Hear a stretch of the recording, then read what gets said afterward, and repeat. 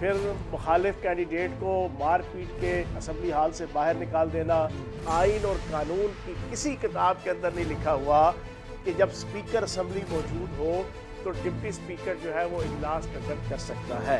इजलास जनाब वो प्रोरोग करवा के नया इजलास ईवान इकबाल के अंदर करवा दिया। पेट्रोल तो जो है उसकी प्राइसेस बैन अवी सतह के ऊपर इस तरह चढ़ती जा रही है ना, जो आज तक यानी पिछले पता नहीं कितने सालों में ऐसे नहीं हुआ। तो डू यू थिंक सिचुएशन इससे वर्स्ट होनी थी? अगर तहरीक इंसाफ वाले चला रहे थे, उनके पास कोई जादू की छड़ी थी? मसला आपकी पार्टी को उठाना या किसी को गिराने का नहीं था, मसला पाकिस्तान को बचाने का है। उनका एजेंडा बड़ा खतरनाक लगता है, पाकिस्तान की खैरख्वाही का एजेंडा मुझे लगता नहीं। अच्छा, वरना अपने ही मुल्क के आइन से इस तरह का खिलवाड़ कोई नहीं खेल सकता। आइन की जब हैसियत जो है वो ईवान हुकूमत में ख़त्म हो जाएगी, अवाम में ख़त्म हो जाएगी, तो बाकी कौन सा ज़ाब्ता रह जाएगा जिसके ऊपर ये लेके चलेंगे? ये अंदर जो कुछ भी हो रहा हो वो अदालत में आप उसको चैलेंज नहीं कर सकते हैं। One speaker is the authority.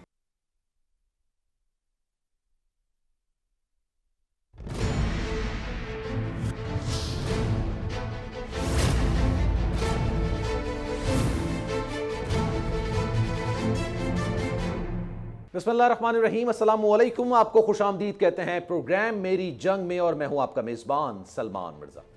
जनाब, दुनिया के किसी भी मुल्क के अवाम हमेशा उसकी खुद मुख्तारी और जमहूरियत के मजबूत तरीन महाफिज समझे जाते हैं, लेकिन जिस मुल्क में इन महाफिजों यानी अवाम का ही कोई पुरसाने हाल ना हो, वो मुल्क कमज़ोर से कमज़ोर तर चला हो जाता है, तेजी से तरक्की करती दुनिया में पीछे रह जाता है, कर्जों का मकरूज हो जाता है। पाकिस्तान के साथ भी कुछ ऐसा ही होता हुआ नजर आ रहा है, लेकिन जब से शहबाज शरीफ एंड कंपनी हुकूमत में आए हैं, ऐसा लगता है पाकिस्तान की बची कुची जमहूरियत और खुद मुख्तारी भी अब दांव पर लग गई है। IMF से कर्ज लेने के चक्कर में मुल्क की खुद मुख्तारी का सौदा किया जा रहा है। गरीब अवाम पर पेट्रोल के बम नहीं बल्कि मिसाइल दागे जा रहे हैं। घंटों लोड शेडिंग के बावजूद बिजली की बढ़ती कीमतों के झटके लगाए जा रहे हैं। ज़रई मुल्क होने के बावजूद अशिया खुरनोश भी गरीब की पहुंच से बाहर हो चुकी है। मौजूदा हुकूमत को अमरीका की खुशनुदी अवाम की मुश्किल हल से ज़्यादा अजीज है, जिसकी वजह से सस्ता तेल लेने के फैसले करने में भी पाकिस्तान खुद मुख्तारी नहीं दिखा पा रहा है। सलाहियत के बावजूद मुल्क बिजली पैदा करने में खुद मुख्तार नहीं है। वज़ीर आज़म शहबाज शरीफ की हुकूमत में आहिस्ता आहिस्ता करके हर चीज़ की खुद मुख्तारी छीनी जा रही है। आज बजट में क्या हुआ ये भी आपने देखा, तो सवाल उठता है कि क्या ये जमहूरियत है? अवाम को रिलीफ फराहम करने के फैसलों पर हुकूमत के फैसले करने का इख्तियार नहीं है, तिजारत करने की खुद मुख्तारी नहीं, तो क्या ये जमहूरियत है? और तो और जमहूरियत के दावेदारों ने आज बजट पेश करने के लिए स्पीकर पंजाब असेंबली की खुद मुख्तारी भी छीन ली है। इख्तिलाफ रखने पर मुनिस इलाही को FIA के जरिए तलब कर लिया है, और एक ऐसे केस में तलब किया जिसमें वजीर आजम शहबाज शरीफ और जहांगीर तरीन भी मुकदमा दर्ज है। तो फिर वही सवाल उठता है, क्या ये जमहूरियत है? इस सवाल का जवाब आज जानने की कोशिश करेंगे। फैयाज साहब हमारे साथ मौजूद हैं, अब्दुल कयूम साहब सेनेटर हैं मुस्लिम लीग नून के, वो भी हमें ब्रेक के बाद ज्वाइन करेंगे। लेकिन आज जो कुछ हुआ है जनाब पंजाब असेंबली में तो कुछ हुआ ही नहीं है, ऐवान इकबाल में ही हो गया। 2 दिन से पंजाब असेंबली में चल रहा था, लेकिन आज ऐवान इकबाल में हो गया। तो सर ये चौहान साहब मुबारक हो सर, 2 दिन बाद 32 खरब 26 अरब रुपए का बजट पेश कर दिया गया बिलाखिर। खुश हैं सर?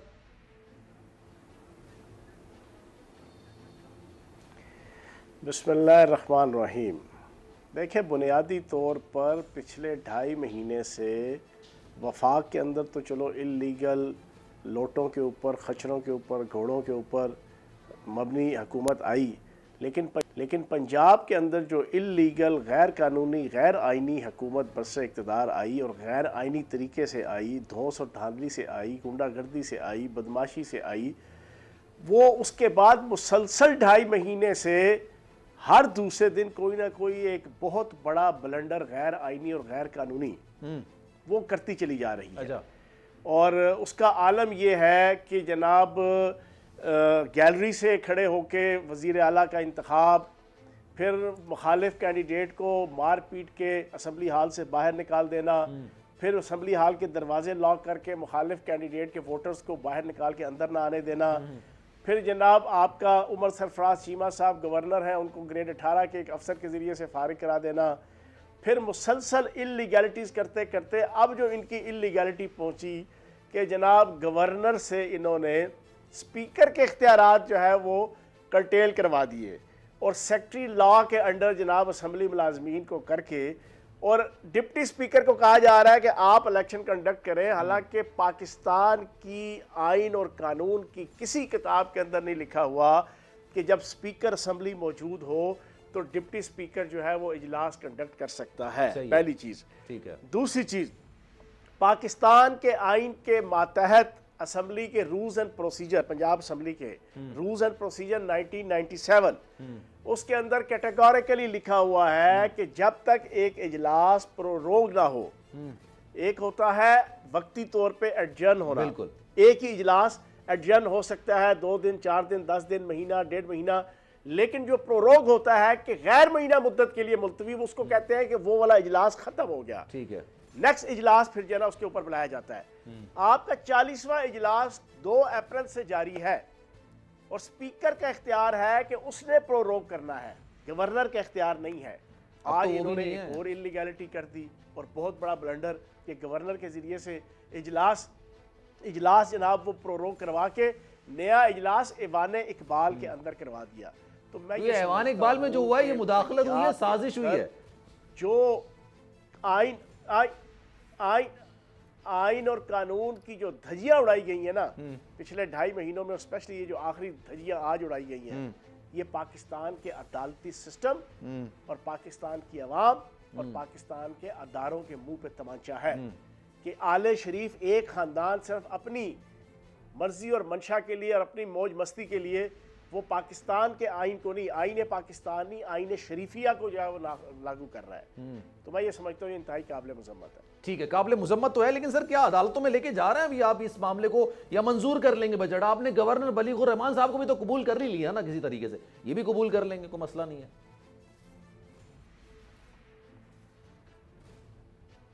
देखिए, हम अदालतों में तो जाएंगे लेकिन पाकिस्तान का अदालती सिस्टम तो बेनकाब होगा ना। सारी चीज़ें बेनकाब तो हो रही हैं ना। हर शख्स जो है ना, हाय ये तूने क्या किया, मुझको भी फाश कर दिया, मैं ही तो एक राज था सीना कायनात में, तो जनाब चीज़ें तो फाश होंगी ना, लोग तो सामने आएंगे ना। अदारों के हवाले से भी पता चलेगा, अफराद के हवाले से भी पता चलेगा कौन किधर खड़ा है। अब हम आइन और कानून की किताबें लेके और रवायात लेके जाएंगे कि स्पीकर के होते हुए डिप्टी स्पीकर कैसे इजलास कर सकता है, इजलास प्रोरोग नहीं किया स्पीकर ने, गवर्नर कैसे जो है वो प्रोरोग कर सकता है, जब इजलास प्रोरोग नहीं हुआ गवर्नर कैसे अगला इजलास बुला सकता है। और हमारी डिमांड क्या थी, चलो ये भी सुने। हमने सिंपल एक डिमांड रखी थी कि 25 मई को लॉन्ग मार्च वाले दिन एमपीएस पार्लियामेंटेरियन उनको, उनके माँ बहन बेटियों को, उनके बीवी बच्चों को, उनके रिश्तेदारों को, उनके अजीजों कारब को मारा गया, पीटा गया, चादर चार दीवारी डिस्टर्ब की गई, घरों में दाखिल हुए, कम से कम आके चीफ सेक्रेटरी और आईजी बताए तो सही पार्लियामेंटेरियन की ये इज्जत होती है जमहूरी बताएं या माफी मांगे पार्लियामानी मुल्कों के अंदर। और कोई पहली दफा नहीं बुलाना था दुनिया के, ओ भाई हमने तो उनको बुला के पूछना था, हर एमपीए ने अपनी रासलीला आपने माफी मंगवाना था, सिटिंग आईजी से माफी कैसे मंगवा सकते हैं? और ये हर जमहूरी मुल्क के अंदर वो अल्लाह का वली है, वो नौज़बिल्लाह माज़अल्लाह कोई अल्लाह का नबी है, वो कोई खुदाई उतार है नौज़बिल्लाह माज़अल्लाह, वो माफ़ी नहीं मांगेगा। वो मेरा और आपका मुलाजिम है, वो सरकार का मुलाजिम है, वो 12 करोड़ आवाम का मुलाजिम है, वो इन्हीं एमपीएस का मुलाजिम है जिससे उसने अपने डिपार्टमेंट के लिए और अपने अदारे के लिए उसने इसी बजट के अंदर फंड लेना है, वो आसमान से उतरा है। लेकिन सर हमारा सिस्टम ऐसा नहीं है, अगर आप हुकूमत में होते तो आप उनको इस्तेमाल करते, ताबे है। अभी कोई और हुकूमत में तो वो उनको इस्तेमाल आपके खिलाफ कर रहा है। सुनो जी सुनो सलमान, चीफ सेक्रेटरी चौधरी परवेज लाई के ताबे है, चीफ सेक्रेटरी राजा बिशारत के ताबे है, हर उस एमपीए के ताबे है पार्लिमानी सिस्टम और पार्लिमानी जमहूरियत के मुताबिक। तो आग लगाओ इस पार्लिमानी जमहूरियत को, इस असम्बलियों को, ये सारा भंड भोसला उठाओ, यहाँ से जना ले जाओ, यहाँ पे मार्शल्ला लगाओ, यहाँ पे बादशाहत लेकर आओ, यहाँ पे शहनशाहियत लेकर आओ। जब जमहूरियत है तो जमहूरियत के अंदर जो एमएनए और एमपीए है उसका ग्रेड 22 का अफसर उसका मुलाजिम और उसका ताबे है, लीगल राइट्स के अंदर वो उसको जवाबदेह है। चीफ सेक्रेटरी जवाबदेह है फयाजुल हसन चौहान को, चौधरी परवेज लाई को, हर उस अपोजिशन के और हुकूमत के एमपीएस को और मिनिस्टर को। ये अजीबोगरीब मंतक है। अपनी दफा तो जनाब ये टाँ करते थे जना ये हमजा शहबाज कुकड़ी माफिया का सरगना, कि जनाब चीफ सेक्रेटरी को बुलाओ, आईजी को बुलाओ, हमारे साथ ये हो गया, हमारे साथ वो हो गया। करते थे करप्शन और बदमाशी, करते थे नैब की अरबों खरबों रुपए की करप्शन। उसके ऊपर अगर कोई छोटी सी पुष्प प्रतीत होती थी तो ये कहते थे जनाब चीफ सेक्रेटरी को और फलां सेक्रेटरी को, लॉ सेक्रेटरी को और आईजी को बुलाओ, और वो आते थे। हमारे दौर के अंदर तो आते थे और हर दौर में आते हैं। तो जनाब हमने तो सिर्फ ये एक मुतालबा रखा था कि वो आए, आके पार्लियामेंटेरियन की बात सुने, पार्लियामेंटेरियन क्या कह रहे हैं। उन्होंने कहा नहीं जनाब, आईने पाकिस्तान नहीं, आईने शरीफिया चलेगा। आईने शरीफिया के तहत हमजा शहबाज और इम्पोर्टेड हुकूमत और क्राइम मिनिस्टर मकसूद चपड़ासी नहीं चाहता कि उनके जाती मुलाजिम जो इस वक्त है वो आके जवाबदेही करें। अच्छा, इसके ऊपर जनाब इन्होंने कानून की धज्जियां उड़ा के गवर्नर से भी कानून तोड़वाया, खुद भी कानून तोड़ा, बस लगे हुए हैं जनाब। वो अता तारड़ के बारे में आप क्या कहेंगे सर? उन्होंने जो नाज़िबा जो अल्फाज कह दिए, मैंने नाज़िबा इशारे किए, मैं उसको बयान भी नहीं करना चाहता। दाखिला भी उनकी वजारत मिल गई है, ये तोहफा है, इनाम है अच्छी कारकर्दगी का, क्या है ये? मैं क्या समझूं इसको? जनाब 1998 के अंदर इनके दादा अब्बू अल्लाह पाक जन्नतुल फरदौस पे जगह दे, रफ़ीक तारड़ साहब ज़ाती मुलाजम की हैसियत से आले शरीफ मियाँ मोहम्मद शरीफ नवाज शरीफ के ज़ाती मुलाजम की हैसियत से एक जज होते हुए जुडिशरी की रवायात और अखलाकियात की धज्जियाँ उड़ाते हुए करोड़ों रुपए के ब्रीफ केस लेके कोयटा में जजों को ख़रीदने की सर्विसेज देते रहे। फिर जनाब यही छोटू तारड़, जिसको आप अता तारड़ कहते हैं, मैं उसका नाम छोटू तारड़ रखा हुआ है, इसको आप कुछ भी कह सकते हैं, मैं तो अता तारड़ ही कहूंगा। जनाब आपके शहबाज शरीफ साहब ने पिछले दौर में, अच्छा सुने ना, अच्छा, ये ग्रेड 16 का मुलाजिम रहा। ये अपने दादे की रवायात को बरकरार रखते हुए इनकी हर आईनी, गैर आईनी, कानूनी, गैर कानूनी अशनाख्ता था। अब जनाब ये इसको इन्होंने बना दिया है को मशीर दाखिला। अब इससे पूछो हमजा शहबाज और शहबाज शरीफ की ख्वाहिश देखो ना, ख्वाहिश देखो ना, आईने शरीफिया है ना, पाकिस्तान चल रहा इस वक्त पाकिस्तान और पंजाब में। आईने शरीफिया देखो, आईने पाकिस्तान के मुताबिक, सलमान तसल्ली से सुन लीजिएगा, पूरे पाकिस्तानी अवाम सुन ले जी जी, आईने पाकिस्तान के मुताबिक वफाक के अंदर कौमी असम्बली में और सेनेट में एडवाइजर जो है स्पेसिफिक रूल्स एंड रेगुलेशंस के तहत कौमी असम्बली और सेनेट में बैठ सकता है। जो एडवाइजर होगा प्राइम मिनिस्टर का, नॉन मेंबर भी अगर होगा, वो मेंबर असम्बली नहीं होगा, बिल्कुल सेनेटर नहीं होगा, तब भी वो बैठ सकता है। कुछ स्पेसिफिक रूल्स एंड रेगुलेशंस होते हैं। बिल्कुल सूबों के अंदर नॉन मेंबर, कोई मावने खसूसी, कोई एडवाइजर जो मेंबर असम्बली ना हो, वो सूबाई असम्बली में नहीं बैठ सकता। कैबिनेट में बैठ सकता है, कैबिनेट में मुशीर की बैठ सकता है, सूबाई असम्बली में नहीं बैठ सकता। मैं हैरान हूं मैं हैरान हूं इस छोटू तारड़ पे। पंजाबी कहते हैं तू उथे अम चूपण आया से, तू लैंड की आया उथे है ना, तेन नहीं पता कि तू मेंबर नहीं है। लेकिन शौक देखो ना, उन्हें पता है भाई बादशाहत है, बादशाहत है, आईने आईने आईने शरीफिया है, उसकी ख्वाहिश थी। और शहबाज शरीफ ने कहा यार बच्चे की ख्वाहिश आई है सूबाई असम्बली बैठे जरा मेंबर बन के, जरा आज टंगा ते टंगा रख के जरा इंज करके, तो जनाब आ गया, वो बैठा हुआ है। लेकिन चौधरी परवेज लाई साहब ने सही पॉइंट आउट किया। और मैंने सबसे पहले एग्जैक्ट 3:30 बजे मैं असम्बली हॉल में बैठा हुआ था, अभी इजलास शुरू नहीं हुआ था। अच्छा, ये छोटू तारड़ आया ना, तो मैंने उसकी आके मैंने सारी मीडिया को भेज दी थी। मैंने कहा देखो यार इनकी करतूतें सर, कंसेप्ट ही नहीं है कि नॉन मेंबर असेंबली के अंदर, सूबाई असेंबली के अंदर बैठे। फिर उसमें बदमाशी देखो, अगली सुनो, अगली हादसे से बड़ा सानहा ये हुआ, लोग ठहरे नहीं हादसा देखकर। बिल्कुल, मतलब है कि वो पंजाबी दा मुहावरा है कि अन्ने नू खाना भी खवाओ ते कार भी छोड़ के आओ। ओ खुदा के बंदे, तूने एक ढढ़ाई की, उसके ऊपर तू और तेरे लीडर डट गए कि नहीं हम नहीं जाएंगे। मैंने उस वक्त ट्वीट किया था रात के 10:30-11 बजे, मैंने कहा ये 100 छितर भी खाएगा, 100 प्याज भी खाएगा और ये बाहर जाएगा। फिर वही हुआ, जाना पड़ा, 100 छितर और 100 प्याज खा के ये गया। और जाते हुए जो हरकत करके गया, ये भी सुने, जाते हुए जो हरकत की, अच्छा सर वो हरकत पहली दफा नहीं हुई। उस सुनना क्या, वो तो देखना है सर। फैसलाबाद में इसी हमजा शहबाज के साथ खड़े होके, सुने अच्छा, हमजा शहबाज के साथ खड़े होके तलाल चौधरी ने 2016 के एंड में इससे गंदे इशारे किए थे जनाब इमरान खान साहब और पीटीआई के हवाले से। और आगे कम से कम 2-4-5 हज़ार बंदा खड़ा था। सर ये इनकी तरबियत है। ये नवाज शरीफ, शहबाज शरीफ, बेगम सफदर रहमान, हमजा शहबाज, ये इनकी तरबियत है। वरना मैं समझता हूँ ये जो उसने उंगली का इशारा किया ना, ये उसने 372 अरकान को उंगली दिखाई। मैं सोफिस्टिकेटेड लफ्ज बोल रहा हूँ। उसने 372 अरकान को उंगली दिखाई और उन 372 अरकान में पहला नंबर हमजा शहबाज का आता है क्योंकि वो वजीर आला है।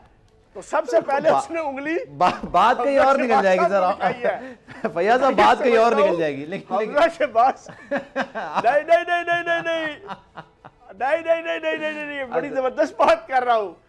उसने 372 अरकान को जो उंगली दिखाई है उसमें पहले नंबर पे जनाब हमजा शहबाज एज अ वजीर आला आता है। तो हमजा शहबाज को चाहिए कि तू भी शर्म से डूब मरे और तेरा ये वजीर मान तो लिया आपने, मोहब्बत में माना, लेकिन वजीर आला मान लिया आपने, उसको मान लिया। अच्छा खैर आगे बढ़ते हैं। ये बताइए 15 तारीख है आज, 15 तारीख को आप लोगों ने डिसाइड करना था क्या करना है। ये जो सारा मामला पंजाब असेंबली में चल रहा है, इतना ही ज्यादा सॉफ्ट मामला कौमी असेंबली में चल रहा है। आपको नहीं लगता पार्लियामेंट में होते तो इतना कोई सख्त टफ टाइम आपको मिलता? पब्लिक अकाउंट्स कमेटी के चेयरमैन आप लोग होते, शहबाज शरीफ साहब को बुला लेते, भाई बताओ ये क्या मामला है। ये एक मामला होता है। नैब का चेयरमैन आपकी मर्जी से लगता, आपकी मुशावरत से लगता, सूबाई जो सरबराह होते हैं नैब के वो आपकी मुशावरत से लगते। सर ये सारे इख्तियारात आपने खो दिए सिर्फ इस वजह से कि आपने पार्लियामेंट में नहीं बैठना और कौमी असेंबली में।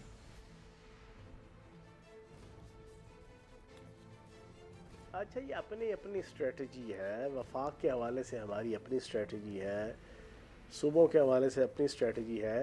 प्लस पॉइंट भी है, नेगेटिव पॉइंट भी है। दुनिया में हर अमल के, चाहे वो इंडिविजुअल एक्ट हो या किसी का कलेक्टिव एक्ट हो, पार्टी का या का एक्ट हो या किसी का इनफरादी हो, उसके प्लस और माइनस होते हैं। तो आपने कुछ प्लस गिनवाए हैं, ठीक है, और इसके माइनस भी होने थे जिसको देख के जनाब हमने फैसला किया कि हम तो रिजीम चेंज तो कौमी असेंबली में हुई, पंजाब असेंबली में पंजाब लीगल है वो इलीगल है। सर ये लॉजिक समझ नहीं आता ना, ये नैरेटिव समझ नहीं आता। ये आहिस्ता आहिस्ता समझ आ जाएगा जरा। तो 17 तारीख को ज़िमनी इंतखाबात में आप लोग भरपूर तरीके से हिस्सा ले रहे हैं, लेकिन आपने जो 135 लोगों ने जो कौमी असेंबली से इस्तीफे दिए थे उसमें 100 जो ज़िमनी इंतखाब होंगे उसमें आप लोग हिस्सा नहीं लेंगे। अभी कराची में भी इंतखाब हो रहा है, उसमें भी आप लोग हिस्सा नहीं ले रहे ना?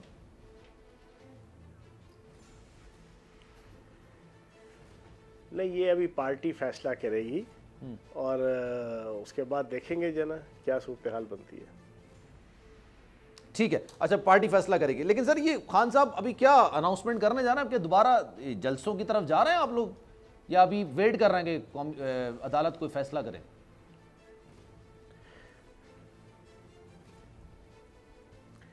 हम तो अदालत के पास गए हैं, हमने अदालत के सामने ये मौक़िफ़ रखा है और अदालत को हम ये जो साजिश का और मुदाखलत का जो झगड़ा है उसको भी सॉर्ट आउट करने के हवाले से हम कह रहे हैं यार ये वंस फॉर एवर एक दफ़ा तय कर ही दो।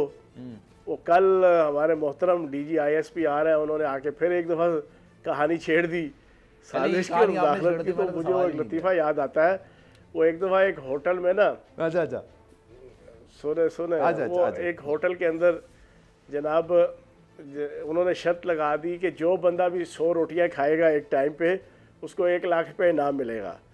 और बड़े लोग आए जनाब, उन्होंने किसी ने 10 खाई तो जनाब बस कर गया, किसी ने 15 खाई, किसी ने 20 खाई, किसी ने 30 खाई। एक पठान आया, उसने कहा खुचा हम इस मुकाबले में हिस्सा लेगा। उसने जनाब रोटियां शुरू की, वो 90 तक पहुंचा ना, तो 90 पे आके थोड़ी सी गिनती ऊपर नीचे हुई तो होटल का मालिक कहता है नहीं जी नहीं, ये जनाब 89 हुए हैं। अच्छा। खान कहता है नहीं जनाब ये तो 90 हुए हैं। अच्छा। उसने कहा नहीं 99 हुआ है। खान कहे नहीं 90 हुआ है। और जब होटल वाला जिद कर रहा था ना कि नहीं कम है, तो खान ने कहा यार छोड़ो 90 शफे को, चलो आओ दोबारा 1 से शुरू करते हैं। ठीक है ना। अच्छा भला 2-2.5 महीने में मामला ठंडा हुआ था कुछ आवाम के हवाले से, सोशल मीडिया के हवाले से। लेकिन मैं ये समझता हूँ कि टेक्निकल, अरे चलो मैं खुशखबरी दूंगा आपको, एक आपको खुशखबरी दूं, दिल खुश हो जाएगा आपका, दिल खुश हो जाएगा सर आपका, दिल खुश। 24 रुपए 3 पैसे पेट्रोल की कीमत में इजाफा कर दिया सर, मुबारक हो आपको सर, बहुत मुबारक हो आपको। अच्छा, वो तो अभी कह रहे थे कि नहीं जनाब करेंगे शाम को 9 बजे। तो मैं आपको कह रहा हूँ अब ये भी कर दिया उन्होंने, बस खत्म बात। आप जब मुझे रोटियों की कहानियां सुना रहे थे और गिनतियां सुना रहे थे तब उन्होंने बढ़ा दिए 24 रुपए। अच्छा, मैं आज एक बात बताऊं, चलो यार मान लिया मुल्क के खिलाफ साजिश नहीं हुई, हम मान लेते हैं, हम मान लेते हैं, सही है, लेकिन मुल्क की आवाम के खिलाफ साजिश हुई ना। ये देखो ना, ये साजिश का जाना एक शख्साना, आवाम की तो जीरन हो गई ना, आवाम की ज़िंदगी तबाह हो गई, आवाम का रहना सहना तबाह हो गया, आवाम का खाना पीना तबाह हो गया, आवाम का उठना बैठना तबाह हो गया, आवाम का चलना फिरना तबाह हो गया, आवाम का सोचना तबाह हो गया, आवाम का हर चीज सीरियस नोट। अभी तो खैर मजाक हो रहा था सर, 30 रुपए पहले, दोबारा 30 रुपए, फिर 24 रुपए, 84 रुपीज सर, अगर मेरी कैलकुलेशन सही है। ये कौन से मुल्क में होता है ये? 84 रुपए एक महीने के अंदर आप पेट्रोल की कीमतों में इजाफा कर दें, जिसका पूरा का पूरा दारोमदार इंसान के घर के सौदा सल्फ से होता है, उसकी आमदन से होता है, उसकी तमाम चीजों पर होता है। कहां की इंसानियत है, कहां की शराफत है? क्या छोड़ सर, कौन सी खंदकें खोद के गए थे आप लोग जिस पे ये लोग गिरे जा रहे हैं?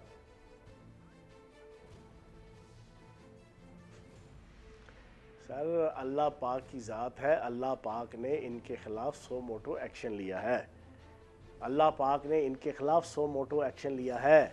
दज्जाली ताकतों की गोद में बैठ के इन्होंने पाक सरज़मीन के ख़िलाफ़ साजिश की है, अपने ज़ाती मफादात और अपनी खरबों डॉलर की करप्शन की FIRs और मुकदमे ख़त्म करने के लिए। ये अल्लाह पाक इनको सज़ा दे रहा है, हमें लॉन्ग मार्च करने की कोई ज़रूरत नहीं है। ये आज एक हुआ है ना, अगले 15 दिन में और देखिएगा, फिर आवाम लॉन्ग मार्च करेगी, हरा समुंदर गोभी चुंदर बोल मेरी मछली की। ये तो आप ये समझ लें कि 1 लीटर पर जो 24 रुपए ये दे रहे थे ना, आप देखिएगा आएगा सब्सिडी, ये तो खत्म हो गई। ये तो अब तो लेवी लगेगा सर, और लेवी आप यकीन जानिए 50 रुपए लगाना पड़ेगा, तभी जाके अपने अहदाफ को पूरा करेंगे।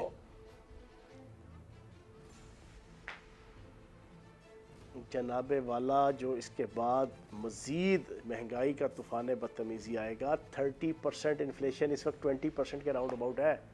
30% इन्फ्लेशन जब होगी ना, आवाम के इधर संगे तक जो ना चीज़ें सारी पहुँची है, देखिएगा फिर आवाम ने इमरान खान का इंतज़ार ही नहीं करना है। ये भी सुन लो, लोग नहीं तकड़ा होने के इमरान खान कितने है तो कितने नहीं है, उससे बाहर निकलना भी है कि नहीं निकलना। लोगों ने खुद ही जनाब दमादम मस्त कलंदर चलो मौज मलंगा दी, चले सर, खुद बाहर आएगी और इनको अपने घरों के अंदर जनाब इनको जनाब पनाह नहीं मिलेगी।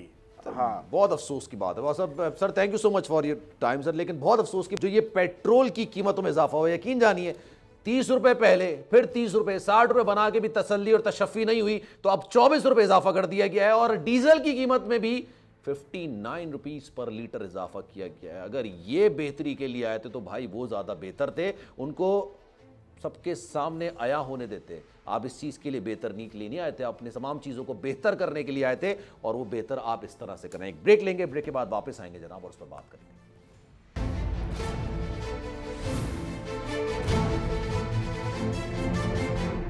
प्रोग्राम में एक बार फिर से आपको खुशामदीद कहते हैं। और जनाब अब से कुछ देर पहले फैयाजुल हसन चौहान साहब हमारे साथ मौजूद थे, और इसी दौरान जनाब मिफ्ता इस्माइल साहब ने एक और बम भी नहीं बल्कि मिसाइल दाग दिया। 24 रुपए पेट्रोल की फी लीटर कीमत में इजाफा कर दिया गया, और 59 रुपीज गालिबन डीजल की फी लीटर कीमत में इजाफा कर दिया गया है। और ये पिछले 15 दिन या गालिबन 20 दिन के दौरान तीसरा बड़ा इजाफा है, यानी 84 रुपए 84 रुपीज पिछले 20 दिनों के अंदर पेट्रोल की कीमतों में इजाफा किया गया है। अब इसी पर मजीद बात करेंगे। जनाब अब्दुल कय्यूम साहब हमारे साथ मौजूद हैं, सेनेटर हैं, बहुत शुक्रिया आपके वक्त का। और साथ साथ जनाब माहिर कानून अहमद उवैस साहब ने भी मुझे ज्वाइन किया है, उनसे बाद में गुफ्तगू करेंगे। लेकिन पहले कय्यूम साहब काफ़ी देर से हमारा इंतजार करें। कय्यूम साहब सर बहुत शुक्रिया आपके वक्त का।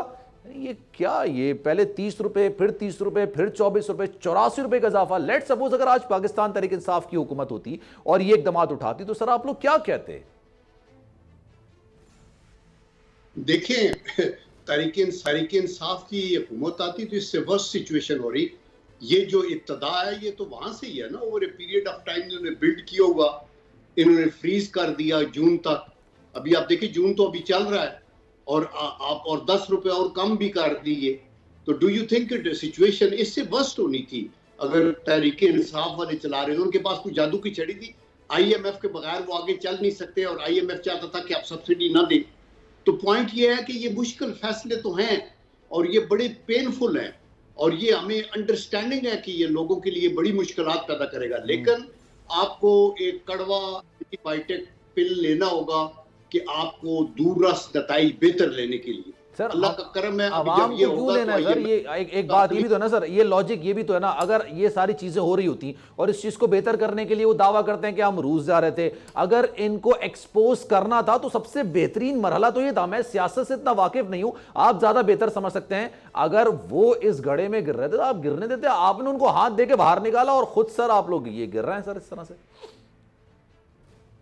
देखिए बात ये है, ये बड़ी सादी बात है, अब सीधी आप बात कर रहे हैं कि अगर उनको खराब करना मकसद होता या गिराना मकसद होता तो आप पीछे हट के बैठ जाते और कहते ये चलाएं। लेकिन मसला आपकी पार्टी को उठाना या किसी को गिराने का नहीं था, मसला पाकिस्तान को बचाने का है। मसला ये है कि आप इन दी लॉन्ग रन ये जो मैक्रो इकोनॉमिक इसके जो डायमेंशन है इकोनॉमी के, उसको कैसे हैंडल करें, क्योंकि ये तो नहीं कर सक रहे, ये तो सिर्फ स्लाइड बैक हो रहे हैं। आपके ख्याल में अगर ऑयल की यही प्राइस बैनुल अक़वामी सतह पे उस वक्त ये अबाउट 100 के करीब थी और अभी $125 बैरल है और वर्स्ट होती गई, तो आपके ख्याल में ये क्या करते? यानी क्या IMF इनके साथ कोऑपरेट करता?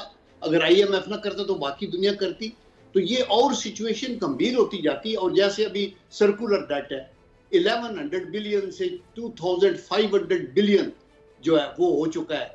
अभी उसको रोकने के लिए या उनको प्लग करने के लिए अभी आपको फॉर एग्जांपल आप ये देखिए कि चाइना वालों ने बिफोर इवन IMF के उसमें अपना रोल ओवर भी कर दिया $2.5 बिलियन और $2.8 बिलियन का और भी कुछ एक्सटेंड कर दिया। अभी इसके साथ IMF का ये जो अभी 23 रुपए और इसको आगे किया है, तो आप ये करेंगे कि इसके फवायद दूर से ये टेक्निकली एक अनप्लेजेंट फैसला है, but strategically it will be more fruitful for you.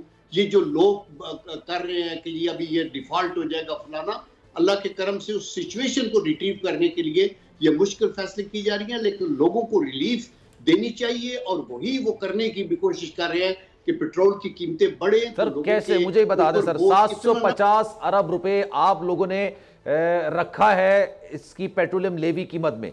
Pakistan Tehreek Insaf लोगों ने 150 अरब रखा था, आपने 750 अरब रखा है। वो 150 अरब भी नहीं, उन्होंने 610 अरब रखा था और 150 वो अचीव कर सके थे। आप लोगों ने तो उनसे आगे जाके पेट्रोलियम लेवी रख दी और पेट्रोलियम लेवी का एक कानून है 30 रुपए आप पेट्रोलियम लेवी की मद में वसूल कर सकते हैं पर लीटर, इससे ज्यादा नहीं। आपने वो कानून चेंज करना पड़ेगा, आपको मजीद 60 रुपए इजाफा करना पड़ेगा अगर आपने वो अहदाफ हासिल करने हैं। सर इसमें रिलीफ कहां है आगे वाले दिनों में? नहीं देखिए, आप ये देखें ना कि कोई भी जो इलेक्टेड गवर्नमेंट है, इलेक्टेड हुकूमत या इलेक्टेड पार्टी, वो कभी भी ये नहीं चाहती कि वो लोगों के अंदर अनपॉपुलर हो जाए और उनके मसाइब में इजाफा करें। ये तो उनको विन ओवर की कोशिश करते हैं। दैट इज द रीजन कि हम इतना सब्सिडाइज तेल, दुनिया के अंदर जो लोग तेल पैदा करते हैं, ये सऊदी अरेबिया वगैरह, वहां भी कोई सब्सिडी नहीं है किसी किस्म की। तो ये कड़वा घूंट लेना था, क्योंकि अभी ये लास्ट वो कहते हैं ना straw on the camel's back बनता जा रहा था। हम ये नहीं चाहते कि कैमल बैठे, हम ये चाहते हैं कि अल्लाह के करम से हम कड़वे घूंट लें। पार्टी के अंदर थोड़ी उसको पॉलिटिकली डिसएडवांटेज भले हो, लेकिन मुल्क को फायदा अगर इसमें है तो ये करके हम बिगर जो फाइनेंशियल स्ट्रेटेजिक एडवांटेजेस हैं वो ले और मुल्क को आगे चलाएं। और आप ये देखेंगे कि खुदा की तरफ से अभी सूरत हाल बेटर और बेहतरी की तरफ जाएगी। हर सियासी जमात मुल्क की बात करती है, लेकिन अपने पॉलिटिकल जो उनके नैरेटिव होते हैं ना उसको भी लेके चलती है। आप अगर पॉलिटिशियन नहीं होते, मैं अगर एंकर नहीं होता, एक हम आम आवाम का हिस्सा होते, वैसे अभी भी हैं लेकिन एक आवाम का हिस्सा होते हैं, आप ये बताइए सर, आप किसको बेहतर समझते हैं, जिसने 150 रुपए पेट्रोल रखा हुआ है या आज जिसने 250 के करीब लाके खड़ा कर दिया है? सर सिंपल सा नैरेटिव है 2+2 4 वाला कि अगर वो इतने बुरे थे, आप तो महंगाई को कंट्रोल करने के लिए आए थे, इससे कहां महंगाई कंट्रोल होगी? और आने से पहले आपको बोलना चाहिए था कि हम मईशत को बेहतर करने के लिए आ रहे हैं, उसके लिए हमें मुश्किल फैसले लेने पड़ेंगे। अब तो कड़वा और मीठा घूंट है ही नहीं सर, घूंट तो खत्म हो गया, अब तो हवा ही आ रही है सिर्फ। देखिए, आप जब ये कंपैरिजन करते हैं तो आपको फिर अगर इतना सादा है कंपैरिजन तो ये कहा जाए कि 2018 में अगर 100 रुपीस का लीटर था, ये उससे कम था, तो अभी जो इनके टाइम में 145 या 50 हुआ, तो ये वो बेहतर था, ये बेहतर था। क्वेश्चन ये है कि इनके 3.5 सालों में सिचुएशन बहुत ज्यादा एग्रावेट हुई है और ज्यादा स्लाइड बैक होती जा रही थी, और ये कोई लॉन्ग टर्म डिसीजंस भी नहीं ले रहे थे, ये मफलूज थे। There was a paralysis of policy जिसकी वजह से सब कुछ जो था दांव पे लगा हुआ था। अभी दैट इज द रीजन कि सारी पार्टियां इकट्ठी थी और ये पूरी इवन कौमी सलामती के दारों ने भी ये समझा कि अभी मुल्क को कैसे, आजकल DGISPR ने बताया 100 बिलियन रुपीस तो डिफेंस का काम किया है, जबकि इंडिया जो है वो उधर राफेल खरीद रहा है और S-400 और हर तरीके के साथ वो आगे चल रहा है। आपने मुल्क को संभालना है। I can tell you country's in safe hands, और by the grace of Allah ये जो चीजें हैं ये बहुत जरूरी थी करनी।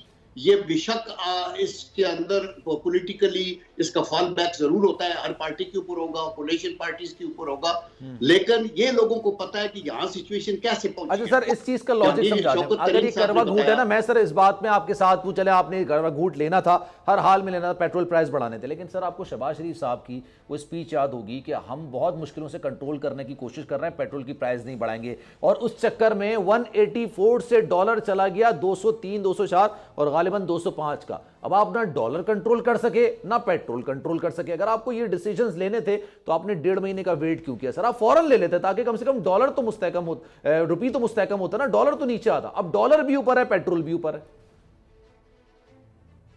देखिए मेरे भाई, पेट्रोल तो जो है उसकी प्राइसेस बैनुल अक़वामी सतह के ऊपर इस तरह चढ़ती जा रही है ना, जो आज तक यानी पिछले पता नहीं कितने सालों में ऐसे नहीं हुआ। जो तहरीक इंसाफ के वक्त से उससे भी बहुत आगे ऊपर चढ़ गई हैं। हम दुआ करते हैं कि अल्लाह करे ये यूक्रेन और रशिया वाला मसला किस तरीके से ऊंट करवट बदले बेहतरी की तरफ, तो ये नीचे की तरफ आए, ये आएगा। और ये मतलब है, और जहां तक डॉलर का ताल्लुक है, वो पेट्रोल की कीमत बढ़ेगी, अनसर्टेनिटी होगी मुल्क के अंदर, तो मसाइल होंगे। अभी जब ये फैसला हो गया है कि 1 साल के लिए ये हुकूमत है, सारे फैसले लेगी और जिम्मेदारी भी अपने पे लेगी, तो उसके बाद आपने देखा कि बैनुल अक़वामी अदारों की क्या रिक्वायरमेंट है, वो पूरी करेंगे, इंशाल्लाह स्टेबलाइज हो जाएंगे, रिजर्व्स बेटर होंगे, आपको देखेंगे कि डॉलर भी नीचे आएगा, स्टॉक एक्सचेंज ऊपर जाएगी और प्राइसेस पे भी कंट्रोल करने की कोशिश की जाएगी। इंशाल्लाह हो जाएगा ये बात, सही सब चीजें हो जाएंगी। मुझे ब्रेक लेना सर, जल्दी से बताइएगा प्रिसाइजली। क्या बताऊं सर? आपने कहा कि डॉलर भी कंट्रोल होगा, स्टॉक मार्केट भी ऊपर जाएगी, तो सर ये आपके टेन्योर में हो जाएगा अगस्त 2023 से पहले तक? देखिए टेन्योर तो हमारे पास वही है ना, 1 साल का है जी। But I can assure you कि अगले फ्यू मंथ्स 3-4 मंथ्स के अंदर इनके बेटर इंपैक्ट्स आएंगे। द मोमेंट ये सारे IMF के साथ फाइनलाइज होता जाएगा तो स्टेबलाइज हो जाएगी सिचुएशन, और ग्रेजुअली फिर आपकी जो। अब्दुल करीम साहब, बहुत शुक्रिया आपके वक्त का। एक ब्रेक लेते हैं, ब्रेक के बाद वापस आएंगे तो जनाब अहमद उवैस साहब हमारे साथ मौजूद होंगे। आज जो कुछ पंजाब असेंबली में हुआ, बल्कि असेंबली में क्या ऐवान में हुआ, उसमें सारी सूरत हाल जानेंगे कि क्या वो अदालत में इसको चैलेंज करेंगे या नहीं करेंगे, और उसकी कानूनी और आईनी हैसियत का है। एक ब्रेक लेते हैं, ब्रेक के बाद वापस आएंगे।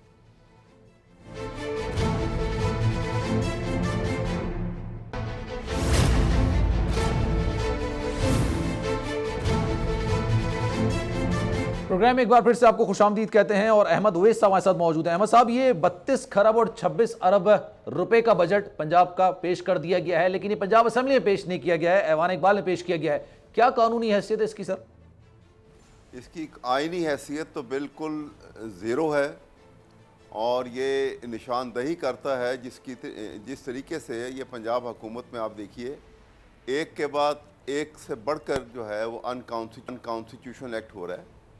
ये बड़ी ख़तरनाक सूरत हाल है जो डेवलप की जा रही है, और ऐसे लगता है कि इस वक्त जो हुकूमत में हैं, चाहे वो सूबाई हुकूमत में हैं या वो फेडरल हुकूमत में हैं, उनका एजेंडा बड़ा ख़तरनाक लगता है। पाकिस्तान की खैरख्वाही का एजेंडा मुझे लगता नहीं है। अच्छा, वरना अपने ही मुल्क के आइन से इस तरह का खिलवाड़ कोई नहीं खेल सकता जो ये हो रहा है यहाँ पर।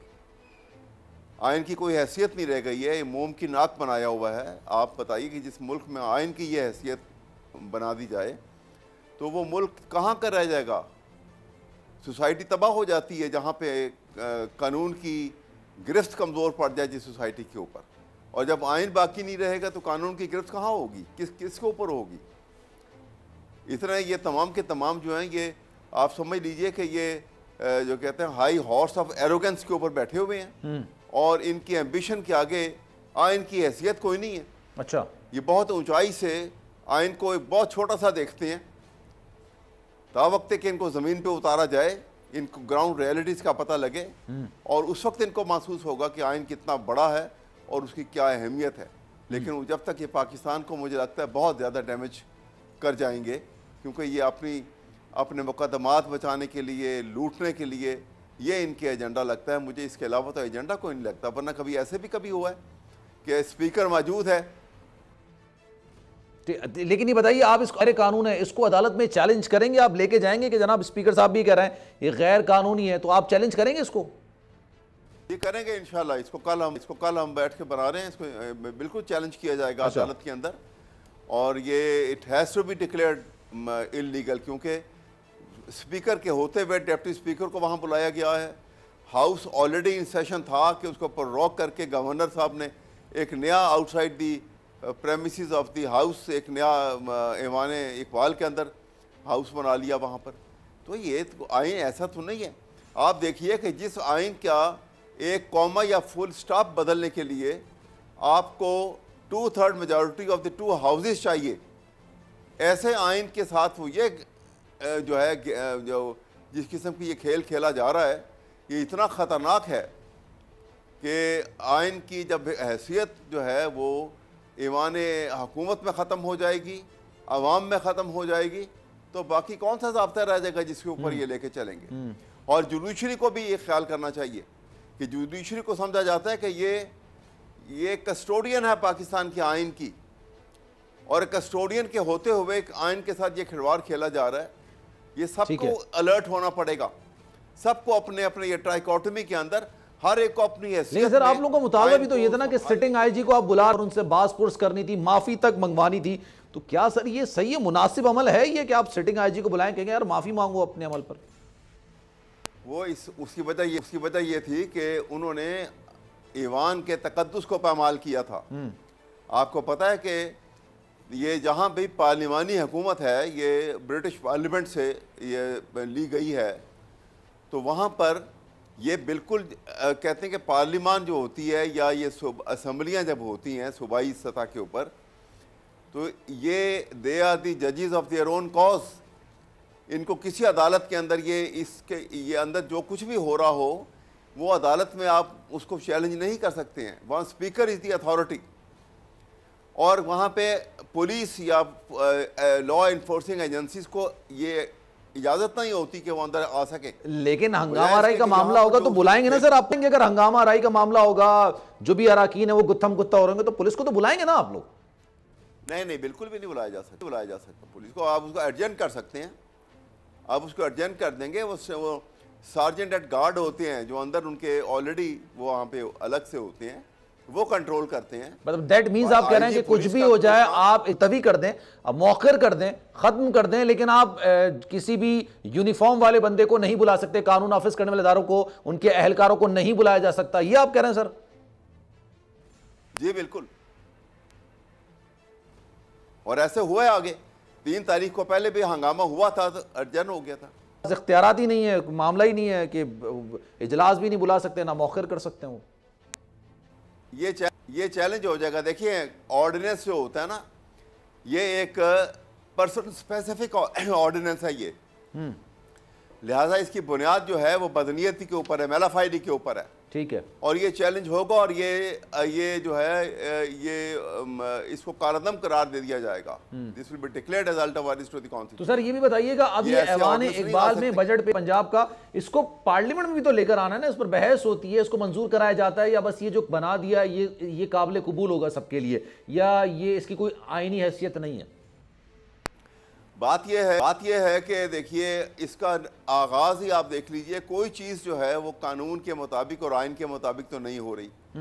इसलिए ये प्रोटेक्ट करना ये इस बात की कि जी आइंदा भी वो अब इसको मंजूर कराने के लिए कोई कानूनी और आइनी तरीका अख्तियार करेंगे, मेरा नहीं ख्याल, बिल्कुल नहीं करेंगे। उन्होंने तो आइन को उठा के फेंक दिया है बिल्कुल। इसलिए ये बड़ी ख़तरनाक सूरत हाल है। मैं तो एक कानून के तालिब इल्म की हैसियत से ये बात कर रहा हूँ कि हुकूमत को चलाने का ज़ाब्ता जो है वो आइन है, और इस ज़ाब्ते के साथ अगर ये हाल हो जाए, इसका मतलब है कि जो आइन बनाने वाले हैं, आइन को प्रोटेक्ट करने वाले हैं, आइन को प्रिजर्व करने वाले हैं और आइन की हिफाजत करने वाले हैं, वो तमाम के तमाम आइन के साथ एक ऐसा खेल खेल रहे हैं कि जिससे कि सोसाइटी जो है will become is becoming free for all. क्या पंजाब के मामला जब फिर एक क्या society- आप लोग अदालत लेके जाएंगे, अदालती मामलात में डिस्कस करेंगे, चाहे वजीर आला का इंतखाब हो, गवर्नर का मामला हो, गवर्नर नाफिज करने का मामला हो, काबीना बनाने का मामला हो, और अब तो सर ये बजट का मामला है, तमाम मामला फिर अब अदालत ही डिस्कस करेगी और अदालत ही डिसाइड करेगी। क्या करें आप बताइए कहीं पे जब आपको तवक्को ही नहीं नज़र आती कहीं पर कि वो तो ये सूरत हाल है कि बने हैं अहले हवस मुद्दई भी मुनसिफ भी, किसे वकील करें किससे मुतफ़ी चाहें। ये तो ऐसी ख़तरनाक सूरत हाल पैदा हो गई है कि अदालतों की वो इज़्ज़त तकरीम जो है वो भी एट स्टेक है, और ये इनके हाथों में। उसकी वजह ये है कि इन लोगों के ऊपर तो बेतहाशा मुकदमात की भरमार है, उसके बावजूद भी अदालत आपका आखिरी ऑप्शन है। आप चाह रहे हैं कि अदालत की तरफ ही, जैसे गवर्नर पंजाब को आपने फिर आखिर में कबूल कर लिया था, या फिर इसको कबूल कर लेंगे आप लोग? नहीं, ये बिल्कुल नहीं, हम बिल्कुल इसको तस्लीम नहीं करेंगे, और हम अदालत में जा रहे हैं, और बाकायदा अदालत में जब वो 5 रुकनी बेंच अभी भी चल रहा है, जहां के ऊपर इसकी जो ओथ लिया गया था उसकी आईनी हैसियत को चैलेंज किया हुआ है। ठीक है, फिर उसके बाद आपने देखा कि इस मामले को भी आप अदालत में लेके जाएंगे। अहमद साहब हमारे साथ मौजूद थे, बहुत शुक्रिया की किल्लत है, वरना मजीद आपसे बात करते sir. Thank you so much for your time. और जनाब सलमान मिर्जा को दीजिए इजाजत। जिंदगी रही, सेहत रही, कल आपसे फिर मुलाकात होगी 11 बजे। ख्याल रखिएगा अपना, अल्लाह हाफिज।